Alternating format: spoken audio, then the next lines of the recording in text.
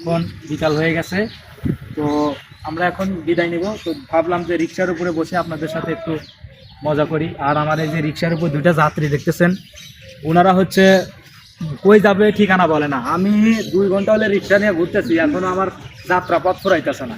ঠিক আছে ভাই বলছি আমরা ঢাকা চান্দুরে যাই। 1 ঘন্টা আপনারা যদি এইভাবে আজীবন বসে থাকেন ঢাকা চান্দুরাকে ঢাকা পন্দুরাও যেতে পারবেন না তো। আমি কই যেমন ড্রাইভার তেমনি যাত্রী। আমার দাদা কইছে ভাই যে যেমন হাল খেতেনি তেমনি মাইল খেতেনি, মানে যেমনি জামাই তেমনি বউ, তো ঠিক তেমনি যেমনি ড্রাইভার তেমনি যাত্রী হয়েছে, ডাইরেক্ট কথা। ঠিক আছে, এইভাবে যদি আজীবন বসে থাকেন আপনি চান্দুরাকে গুলিস্তানও যেতে পারবেন না। তো ভালো থাকবেন দর্শক, আজকে সবাই ভালো থাকবেন। আজকে কিন্তু সিরাজগঞ্জ রাসেল পার্কে আসছিলাম, খুবই মজা করলাম। এ ভাই আপনি চান না পান?